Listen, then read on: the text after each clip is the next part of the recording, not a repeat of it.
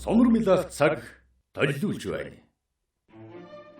Дараах зохиолыг танд албан ёсны эрхтэйгээр хүргэж байна. Та subscribe дарж нэгдээд цаг алдалгүй зохиолон сонсороо. Оюуны өмчийг дээдж буй танд баярлалаа. Зохиолч Дарсүрэн Онцгой эрх 82 дугаар хэсэг. Шөнөдөл өнгөртөл Пеленгацад ямар ч долгион баригдсангүй. Сүүлийн 10 хоног чингэж нойрон барж суусан хүмүүс залхаж гүйцжээ. Тэгээд уйтхын эрхэнд яриад илгэж нэвтрүүлгийн ээлжийг солиод хугацаагаа сунгачсан байхаа гэж нэг нь хэлэхэд нөгөө нь эзнэн сэжиг аваад синзэнгээс дөрвчгсэн байлгүй дээ. Түүнээс 10 хоноход хэлчмээгүй байна гэдэг сэжигтэй хэрэг гэж сэтгэл санааныхаа төсөөллийг ярина. Ээлжилж суужгүй хүмүүс 2 цагаас хойш нойрмоглож эхэллээ. Тэгээд удаан сууж чилсэн бие амраахаар саналын түшлэг налан нүдний хорон сэм гаргана. Ээлжийнхэн сүүлийн үед ингэж тасжээ. Аяна ус 2 цаг 50 мөчөд ерөнхий дэжүүрийн дэргэд байгаа тусгай өрөөнөөс гарч бие засах газар руу явлаа. Түүнийг ажиглах сөхөөтэй хүн байсангүй. Аяна ус бие засах газар ороод цонхны түгжинүүдийг мултлан үл мэдэг зай гаргаад болцсон газраа түлхүүрэн хийгээд бие засах газрын гэрлийг унтраагаад гарлаа. Тэгээд ерөнхий дэжүүрийн хажуугын өрөөнд орж гудамжаар явж байгаа Пеленгацын хантай холбоо бариад ерөнхий дэжүүрийн өрөө рүү сэм ажиглаж суутал гэнэт утасны хонхнууд дуурч хүлээж суусан нэвтрүүлэг ажиллаж эхэлснийг мэдээлв. Шингээд төв пультэнд дэжүүрлэж байсан хүмүүс аппарат хэрэгслийнхэн араас өндийг цавгүй ажиллаж гарлаа. Тэгээд нэвтрүүлэг хийж байгаа газрыг тодорхойлох гэж зогсоо зайгүй ажиллаж байтал нэвтрүүлэг зогсчихлоо. Нэвтрүүлэг ердөө 7 мөч ажиллажээ. Хүмүүс гайхаж бие биерүүгэн харж гудамжинд байгаа Пеленгацынхантай ярилцаж байтал нэвтрүүлэг дахин ажиллаж эхэлв. Анхны нэвтрүүлэг хийсэн газрыг тоомлон анаж байсан мэргэжилтнүүд гайхлаа. Нэвтрүүлэг анх хотын баруун өмнөд хэсэгт илэрсэн. Гэтэл одоо зүүн хойд захад илэрлээ. Гэтэл ердөө 5 мөч ажиллаад бас алга болчихов. Түүнийг өөр нэвтрүүлэг гэж үзэхийн аргагүй ажээ. Хотын баруун өмнөөс зүүн хойд зах хүрэхэд шулуун замаараа 10-аад бэрээжээ. Гэтэл анхны нэвтрүүлгээс хойш ердөө 4 мөч болоод нэвтрүүлсэн энэ нэвтрүүлгийн газарт 4 мөчийн дотор очно гэхэд хэцүү. 2 дахь нэвтрүүлэг хийсэн газрыг тодорхойлоод байтал өнөө нэвтрүүлэг дахиад л эхлэв. Гэтэл тэр нэвтрүүлэг холбооныхны мэддэг дуудлага өгөөд тасарлаа. Аяна ус ойдвын дуудлага чингэж ахархан хугацаанд байран өөрчлөөд ажиллаж угаад бас гайхжээ. Үнэн дээр ойдв ингэж байран сольж ажиллах хугацаа байхгүй. Гэтэл Рожусай түүний нэвтрүүлгийг ингэж зохион байгуулсан нь манш нарын хуваарьсан цагийн тооцоотой 3 газраас зэрэг ажиллаж байгаа 3 станцтай гэдгийг Аяна ус багцаалжээ. Ахар богино хугацаанд дараалан болсон энэ нэвтрүүлэг штабт байгаа хүмүүсийг байрнаас нь хөдөлгсөнгүй. Штабынхныг дайжгансан энэ нэвтрүүлгийг чагнаж байгаа дарга нарын хөдөлгөөнийг ажиж байсан Аяна ус ойдвтой тохирсон хугацаа нэгэнт дууссан тул за наад нэвтрүүлэгч нь толгой эргүүлж гүйцлээ байна. Сүүлчийн дуудлаганд хариу өгөөгүй болохоор дахиад ажиллахгүй. Юу ч гэсэн салхинд гарч толгоогоо нэг сэргээгээд хий гэд өрөөнөөс гарлаа. Аяна ус гадаагарч хэсэгэн зогсоод хэдэн мөчийн турш дэнсэлж байсан сэтгэлээ тайвшруулад орж ирэнгүүт штабын дарга нарыг аживал байрнаас хөдөлсөнгүй ажээ. Аяна ус бие засах газар хорж ирэвэл үл мэдэг үнэр сэнгэнэх шиг болсонд Рожусай мөрөн боллож чаджээ гэж бодоод цонхнуудыг түгжээд босож орж ирэхэд кемптайн төлөөлөгч тагнуулын газрын удирдлагад цөмөөрөн ирсэн байлаа. Шингэд 3 станц ажилласан газрыг тоомлон тогтоосон мөрөөр ойр хавийн айл байр байшингуудад үзлэг хийж тэднийхнийг мөрдөн шалгах албаныхан ажилдаа орлоо.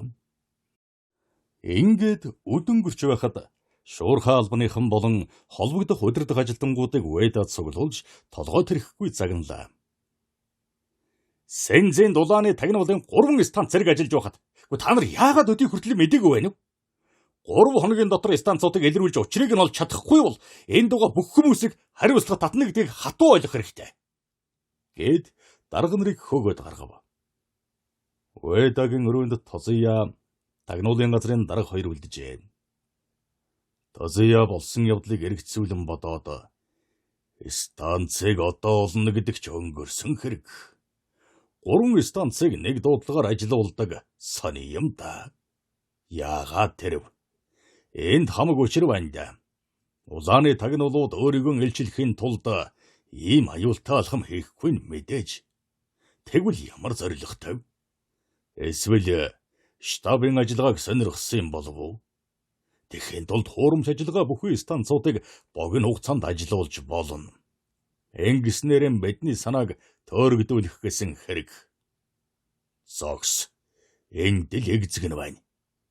Гэж өөртөө сануулan сэтгэлдээ өөртөөгөө ярьж байлаа. Тозия ингэж бодох тусам сэтгэлд нь ямар нэг үл ойлгогдох зөн совин эргэлдээд байгааг мэдэв. Улааны тагнуулууд яагаад энэ өдрийг сонгосон бэ? Баярын өдөр станцан ажиллуулсан бол ашигтай биш үү? Баярын өдрүүдэд өнөөдрийнхэн ажлын бэлтгэлийг хангасан хэрэг үү? Тозиягийн сэтгэлийг түгшээсэн бодлууд тархинд нь эргэлдэх тул бараг зүрхэн зогсчих шиг болно. Тэр тусман Тозия зөн бэлгэрэн манайд болсон дайлга. Энэ хуурамч нэвтрүүлэг хоёр холбоотой юу? Гэж бодохоор дотор нь харанхуйлах шиг болно.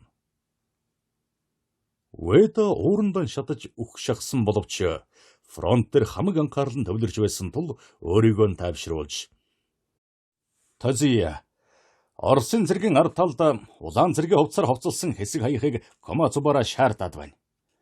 Би дөрвөсцийн товчоотой харилцаад тэднийг зохион байгуулах хүнээр туслаач гэж хүссэн юм. Оросынхан Сафрановыг сая халахгүй ажиллаж байсан явдалд түшиглэн Сунгар Б өртөнд бэлдсэн хэсэг хүмүүсийг удирдан ажиллуулахаар явуулсан байна. Та ямар саналтай байна? Гэлээ. Тозия хэсэгхэн бодлогоширч байснаа дэнсэлсэн сэтгэлээ давшруулад би хөвдөн татгалзахгүй. Сарын өмнө Комацубара энэ саналыг надтай ярилцсан. Би Хатогийн саналыг асуугаад дург үзэхгүй болохоор зөвшөөрсөн юм. Гэлээ. Тозия-сан, та Хатогоос юу гэж асуусан юм бэ? Шууд над танилцуулаад шийдчихгүй дээ. Кака. Хатогийн хамаатан нэг залуу Сафрановд тааруухан байдгийг. Тэгээд дүүний ажиллагаанд хяналт тавих явдлыг жанжин штабаар зөвшөөрүүлээд чирэгдэл тариад байдаг болохоор Хатод дуулгуул дүүгэн захирч учрыг нь ойлгуулах болов гэж бодсон юм. Би үнийг дуулсан. Хатогийн дүү тоглоомын хом өрөөнөөс болоод Сафрановтай муудалцсан билээ. Тийм ээ. Сафронов Юкитэй хамт харбин дээрээд зэн гүнгийн буйнаар баахан туйлахтан Хатогийн хамаатантай муудалцсан гэдэг. Тэгэхэд тэр нэг Кемпотайгийн төлөөлөгчөөр ажиллаж байсан. Тозия-сан, таны царай бүрсгээд би чинь таарав байна да. Өржигдэр орооноос хойш л таарав байна. Даралт ихсээд байна.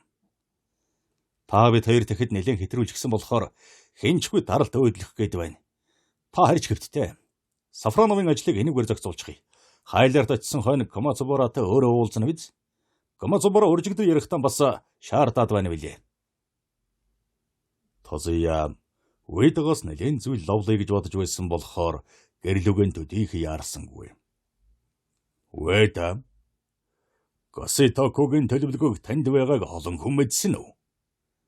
Мэдвэл зохих ёстой 5 хүмүүс мэдж байгаа. Юу гэв? Зүгээр. Манай штабынхан довтлогооны өдрийг жанжин штабаас шийдсэн үү гэж бие биенээсээ асуугаад байгаа юм. Тозия Уэдагаас өөр хэдэн юм асуух гэснээр тагнуулын газрын дараагаас санаа зовоод тэр дөрөн генералын өрөөнөөс гарчээ. Үнэн дээр Коситокогийн төлөвлөгөөг мэдж байгаа 5 хүний нэг бол Тозия билээ. Сафронов Сензин дээрээ хэд хонсны дараа 8 дугаар сарын 14-нд хан ширээ орхоор галт тэргэнд суужээ. Төвнийг үдэж өгөхөөр даргын хан завраар Айнаусуу галт тэргэний буудал дээр очлоо. Мөн Тозия ойдов Юки гуравч буудал дээр иржээ. Сафронов хан ширээ ороод цаашаа жанжин сүм дээр очиж Симотогийн заавраар ажиллах ёстой ажээ. Намрын шар нар шингэгт хөж байхад хөдөлсөн галт тэрэг 25 цагийн дараа хан ширээд ирлээ. Сафронов галт тэрэгнээс буугаад нэлээд согтуу байсан боловч цэргийн буудалд очиж байрлажээ. Сафронов шөнө халууцаад байхаар нь цагаан өмд цамцтайгаан говьж дайвилсаар гадаа гарч баахан сууж. Буудлын хүүхнүүд түүнийг хараад архин шартаад өрөөнийхөө халуунд байж ядахтан гадаа гарч байгаа юм байна гэж бодсон ажээ. Тэгээд согтуу дарга нар тэдний үйл тамайг бардаг болохоор буудлын хаалгаар гарахад нь хойноос нь дуудаж барьсангүй. Сафроновыг буудалдан хэдийдэн орж унтсныг хэн ч мэдсэнгүй. Харин өглөө хан ширээгийн Япон цагдаагийн газрынхан ирж буудлынхнаас Сафронов сан хэдийд буудлаас гарсан гэж шалгааж гарлаа. Тэгээд түүний талаар зохисны зүйл лавлсны дараа өрөөнд нь орж юмыг нь үзээд боцов. Цагдаагийн газрынхныг явсны дараа буудлын эрхлэгч орж ирээд өөрийнхөө хэдийн толгой дээр бууж гарлаа. Та нар тэр орос хурандаг анхаарч байхгүй яасан юм?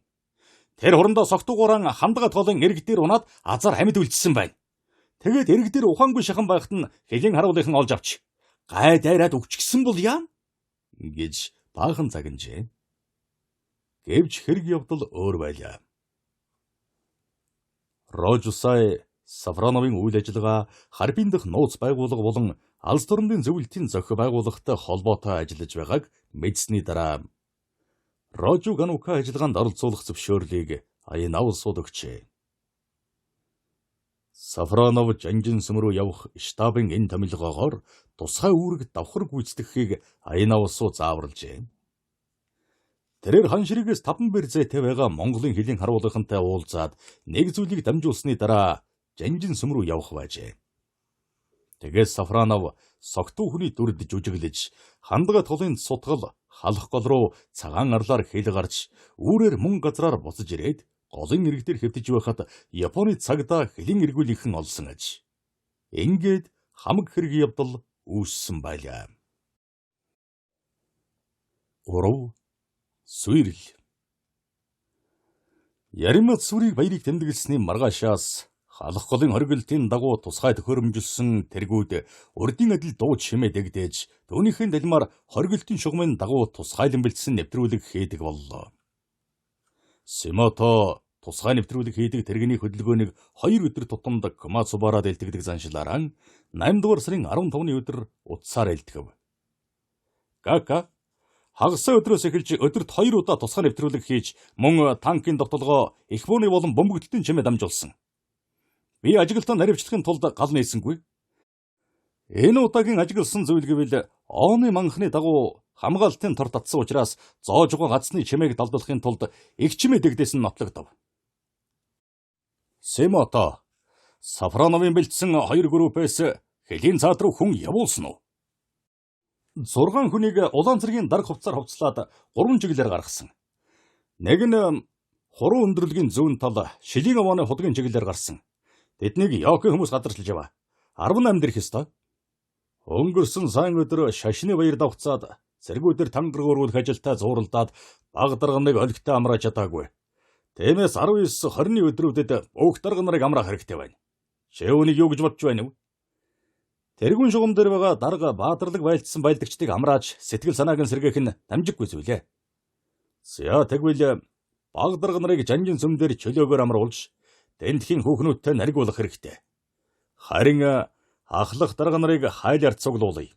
Би тэдэнтэй уулзаж дараагийн буруу гарагт эхлүүлэх ажиллагааны талаар ярилцсан. Миний энэ тушаалыг хоригдлын шугам дээр байгаа хорооны дарга нарт дамжуулаарай.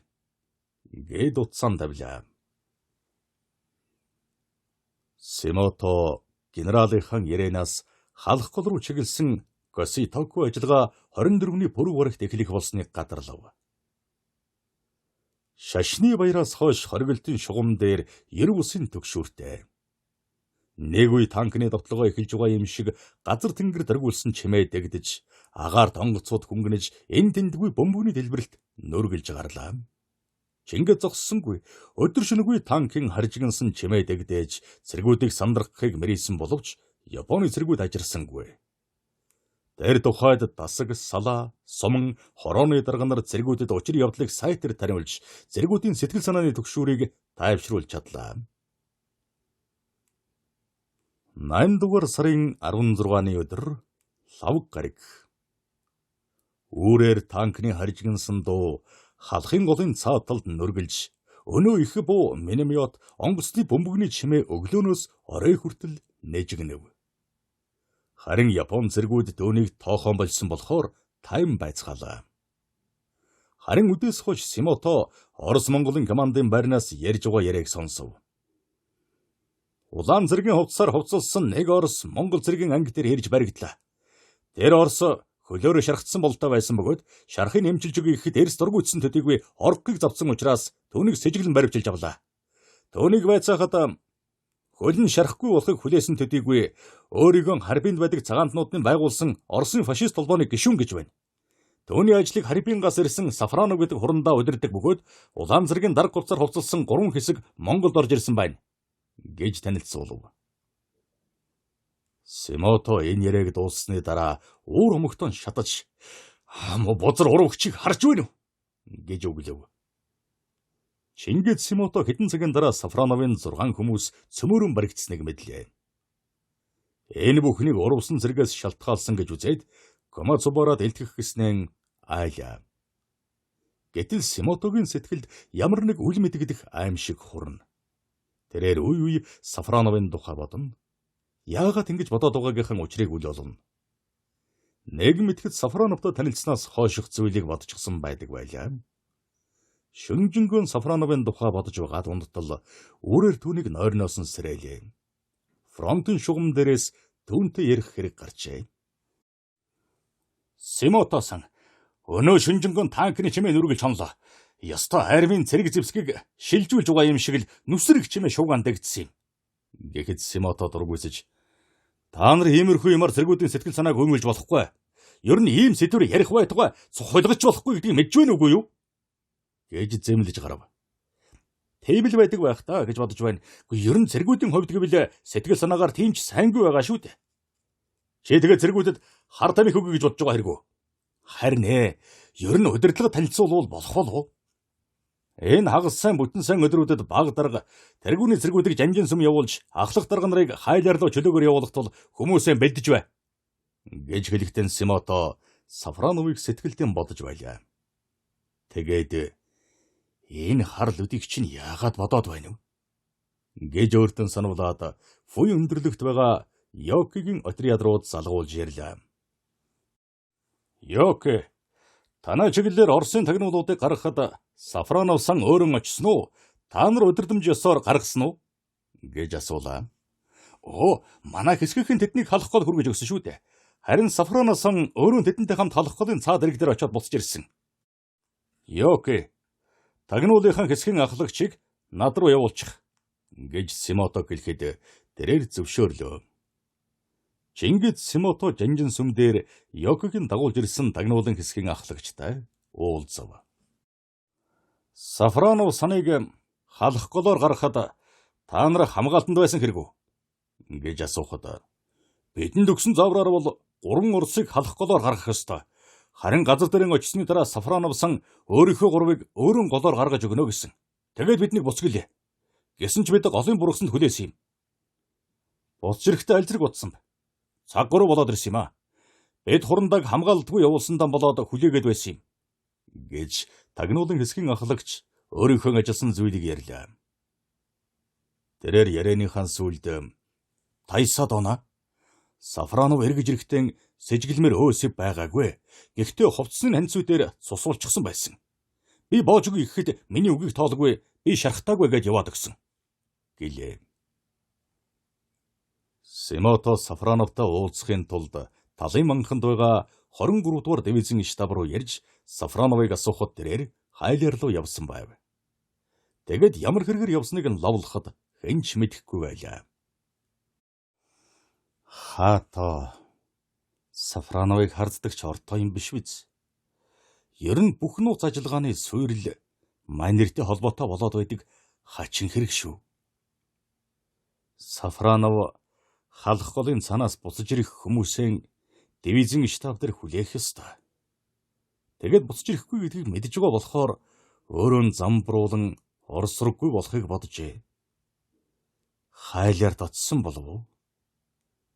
Сафронов ингэж бодсоор хайлаар руу гарлаа.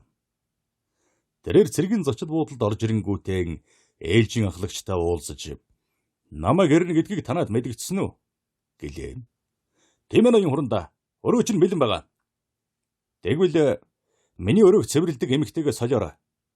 Гэхэд баялдааны тэргүүн шугам дээрээс ирсэн дарга нарын наан цанахыг зохицуулсарсан ахлагч Симотог шин юм хайж байна гэдгийг мэдээд хятад хүүхнэрөө нутгийн бараг огторов гэж лавлав. Танаа энэ шилж ирсэн Япон иргэд байгаа биз дээ. Гэхэд ахлагч эмэгтэй толгой дөхөөд өрөөнөөс гарах гэтэл танай буудалд Сафронов гэдэг орос дарга буусна уу? Гэж асуусан Симото ахлагч хүүхний бие галбирыг ажиглан зогсон. Тайсад оноо 57 дугаар өрөөнд одоо байж байгаа. Гэхэд Симотогийн сэтгэлд майнер оргож амжаагүй юм болов уу гэдэг бодол харвлаа. Симото ахлагчтай хамт өрөөнөөс нь гарч ирээд Сафроновын өрөө рүү очлоо. Иван Степанович хязээний наригаач зангаар Симотог өгтөн "Гүй та чинь хэдийдээ хүрээд ирдэг байна" гээд амар мэндийг лавлав. Сафронов сан танай хүмүүс өнөөдөр халах голын цаанаас ирэх ёстой байхад та энд ингэж хайвуу тавиу байдаг чинь таарч байгаа мó? Гэж хүйтэн байдлаар асуув. Маргааш үрээр ирнэ. Би одоо эндээс явах санаатай л байна.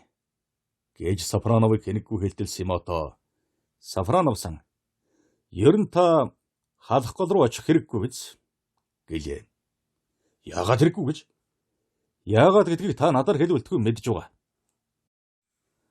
Сафронов Симотог өөртөө зүгээр ирээгүй гэдгийг ойлгоод халах голын цаана гарсан хэсгийг баригдсныг энэ яаж мэдээ юм бол гэж бодоод Симото та намайг ингэж гоочлоод яах нь вэ? Ажлаан алдаж цагаан гарцдах ил нэмэр. Тэгэд наад тоглоомон одоо зогсоосон дээр шүү. Гэж ууртаа хэлв. Таны бүх үйл ажиллагаа надад одоо ил болсон. Одоо яаж чүжиглээд ашиггүй. Харин үүнийг унш. Би танд зориулж орос хэл рүү орчуулчихсан юм. Гэд утасны ирээнээс тэмдэглэж авсан зүйлийг өглөө. Иван Степанович түүнийг тайван уншаад Симото та тэгээд намайг баримтлахаар болоо юу? Гэж сөрөглөө. Энэ бол хинч булдаж болохгүй зүйл. Тэрч байтугай тантай урдым нь холбогдсон зүйлийг сэргээхэд хүрэн шүү. Тиймээс одоо бууга надад хураалга. Гэж шаардлаа. Симото та дэндүү зүрхтэй байна. Таныг наад санаачлагч нь өөрийн чинь толгойг ороох байлгүй дээ. Хэрвээ та намайг баривчлаа гэж үзэхэд таныг хинч хамгаалж чадахгүй баримт надаас гарна. Би түүнийг амархан батлан шүү. Наад захын баримтыг гихтэл зэн гүнг жанжин штабын заалтгүйгээр хорлсон. Тэгэд Юкиг хурж Тозиягийн нэрийг барьж армийн нууц хадгаламжаас хар тамхины хандтай тариа үнэрдэггүй аваад түүнийг Кавасуугаар Юкид дамлуулж үнийг нь өөртөө ашигласан. Кавасуу хайларын эмнэлэгт ажиллаж байгаа. Түүний баталгаа надад биш. Хамгийн гол нь Кавасуу бол хятадд урвж худалдагдсан тагнуул гэдгийг бодоорой. Та түүнийг армийн эмнэлгийн албанд шургуулснаас байлдаан чархацсан олон цэрэг дарга нар энд түүний гарт амиан алдаж байна. Үүнтэй та шууд холбоотой. Харин Монголын штабныхны ярианд миний талаар дурдсан явдал бол баригдсан хүмүүс намайг илчлэх зорилгоор мэдүүлсэн илт байна. Би Улаантантай холбоогүй гэдгийг батлах наад захын баримт бол энэ шүү дээ. Хасуу Тойши Мичанов хоёрын хувьд гэвэл Генпатайн тусгай комисс өөрснөө шалгаад хөдлөргүй баримтаар нотолчихсон. Тэр баримтыг та үгүйсгэх гэж бодож байгаа бол Генпатайхан өөрсдийнхөө баталгааг хүчингүй болгохыг хичээхгүй хэлд шүү. Харин та Генпатайн тусгай хүмүүсийг тагнан хагалж бутрах гэсэн хэрэгт унах байх шүү. Тэгээд зогсохгүй таны амны гарц болно. Тэд ямар ч аллаг хядлыг зохион байгуулахдаа танаас илүү мэрэгдсэн хүмүүс гэдгийг мартаж болохгүй шүү. Гэхэд Симотогийн ар нуруугаар хүйт өргөж сэтгэлд нь ямар нэгэн аимшиг давхцсан.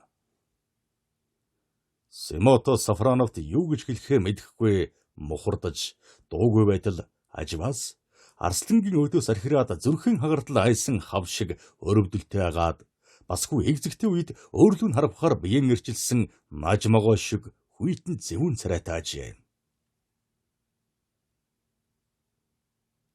Семото ийм эшим ухаргүй юмар намайг оролдог саваагүй зангаан татхан дээр гэдэг нь одоо ойлгогдож байгаа биз дээ. Харин та одоо хожим хойтон бодоод надтай тохиролцвол би танд эрх хүн шиг хандна. Тиймээс ч өдий хүртэл таны талаар дээд удирдлагад ганц м үг хэлж яваагүй юм шүү. За тэгээд шууд хэлэхэд манайхан халах голоос үрдэн үцгээсэн өнгөрсөн. Сафронов та юуны тухай яриад байна? Гэж Семото урамгүйхэн асуулаа. Өнөө шин манай нэг туршуул хэл нэвтэрч ирнэ. Тэр маргааш өглөө гэхэд хайл ярт байх хэвээр. Манай улсууд баригдахдаа зүгээр нэг баригдаагүй юм шүү. Бас үүргэн гүйцэтгэж яваа. Энэ ярианд миний нэрийг санамсаргүй дурдсан биш. Энэ бол надад өгөх тусгай болцсон л дохио байгаа юм. Би танаа энд тусгай холбоо байгуулагдаад улаан армийн удирдлагын яриа нэвтрүүлгийг хүлээн авдаг гэдгийг аян аваасаас дуулсан. Тэгээд өөрсдийнхнийгөө баригдахад хүрвэл танаа холбоогоор дамжуулж хэрхэж байгааг нь мэдж болох юм байна гэж бодоод халах голын цаа талд Монгол Оросын армийн зохилтын хүч ирсэн байвал тагнуулын ажлыг намайг удирдах байгаа гэдэг мэдүүлэг өгөөрэй гэсэн юм. Ингэхээр халах голд Монгол Оросын зохилтын хүч ирчихсэн байна. Гэхдээ маргааш ирэх хүн үүнийг бүр тодруулж өгнө. Гэхэд Семото Сафроновоос "За би явах уу та. Тэгээд өглөө уулзъя" гэж гуйлаа. Семото, та сая ярьсан зүйлийг нууцлах биз. Тэгээд маргааш болтол Монгол Оросын армийн тухай Комацубараа дуулгасан дарвал аман жимээгээд байж байсан чинь ононд байх. Гэхэд Семото толгой дохиод гарлаа. 82 дугаар хэсэг төгсөв.